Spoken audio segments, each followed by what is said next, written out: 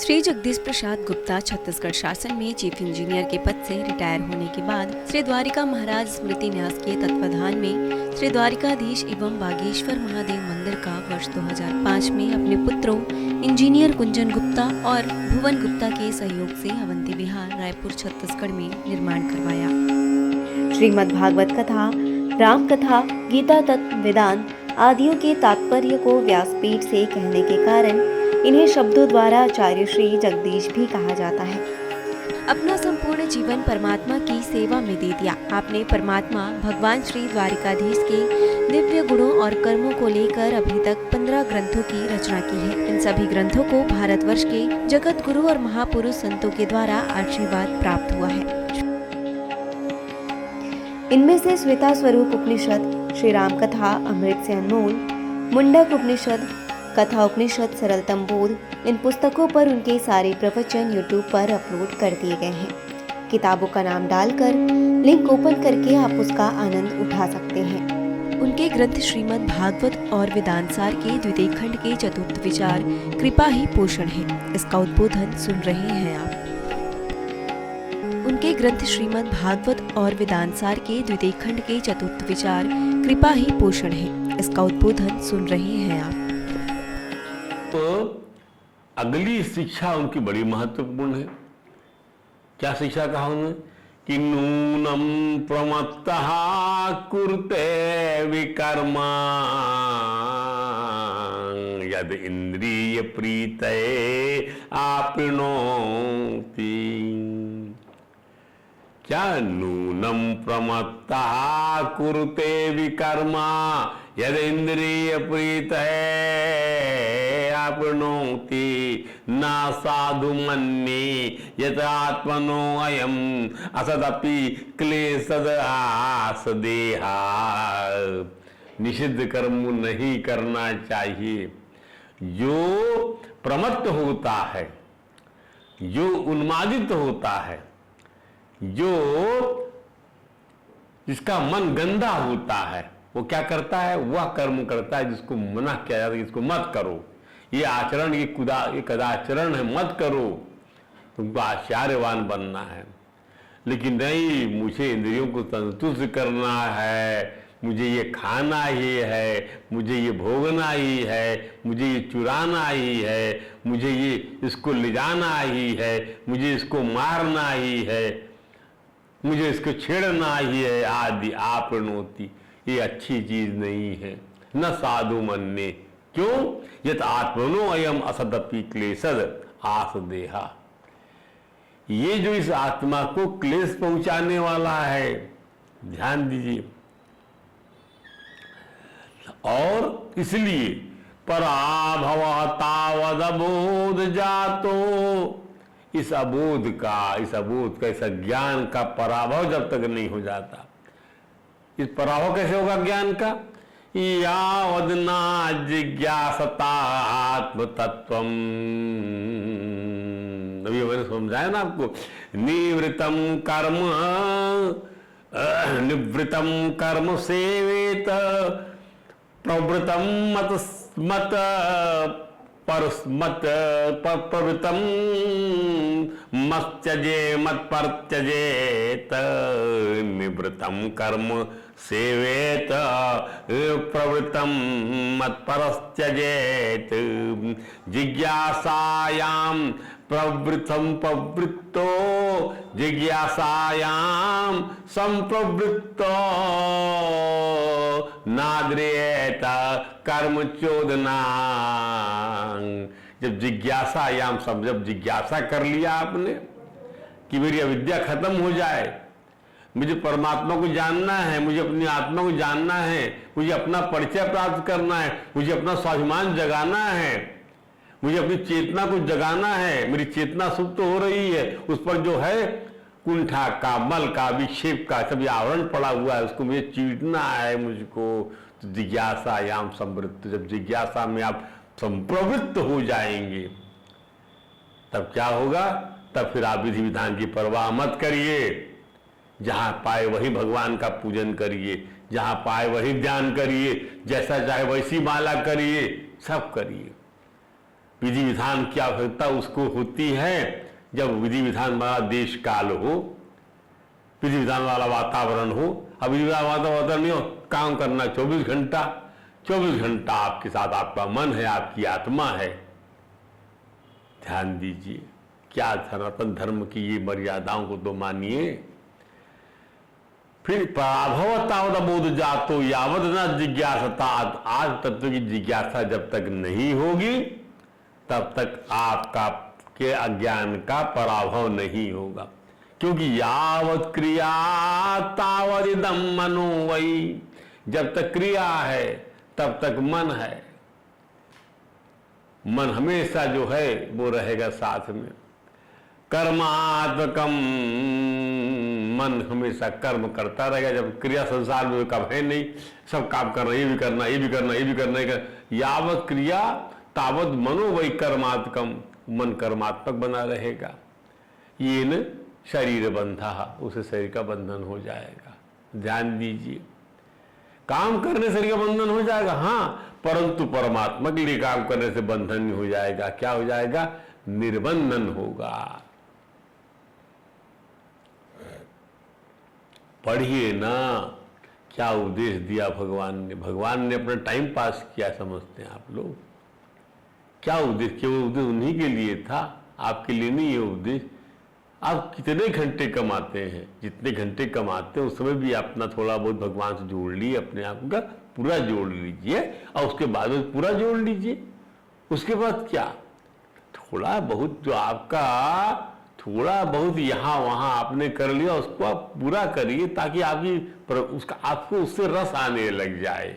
फिर आपको व्याकुलता रहेगी कि परमात्मा के बिना आप रह नहीं सकेंगे। फिर वो कल्पना आपकी प्राप्त हुई, परमात्मा प्राप्त है, कल्पना आपकी सजीव हो जाएगी। ध्यान दीजिए, एवं मनः कर्म संप्रयुक्ते, अब मन जो है कर्म के वश में हो गया। अविद्यात्मनि उपधीयमाने, अब वो जो है अविद्यात्मक हो गया, अब उपाधिग्रस्त हो गया कि मैं फलाना हूं, मैं ठिकाना हूं, मैं अमका हूं, मैं जमका हूं।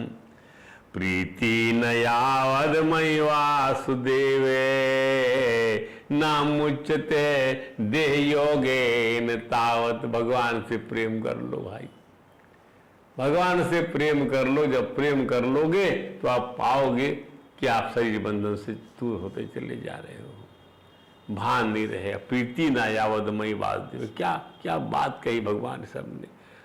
इसलिए भगवान से प्रेम करना ही, भगवान से जो प्रेम होता है वही हमेशा बढ़ता चला जाता है। ध्यान दीजिए, और संसार से जो प्रेम होता है वो घटता रहता है। वो जो प्रेम पहले था, वो पहला प्रेम चाहे पति पत्नी के बीच का हो, चाहे माँ और बेटे का बीच का प्रेम हो, प्रेम घटता है संसार का, और भगवान का प्रेम बढ़ता है। ये अंतर है दोनों प्रेम में। सिंपल की बातों को हम कॉम्प्लिकेट नहीं करना चाहते। जो बातें आपको समझ में आती है उतना ही बता देना चाहते हैं, क्योंकि अनुभव से आया हुआ हमारे पास जो कुछ भी है सब परमात्मा के चरणों का अमृत है, जिसको हम दिन भर चूसते रहते हैं। उनके चरणों के अंगूठे का अमृत हम दिन भर चूसते हैं। मनुष्य, अब ध्यान दीजिए, तो इस प्रकार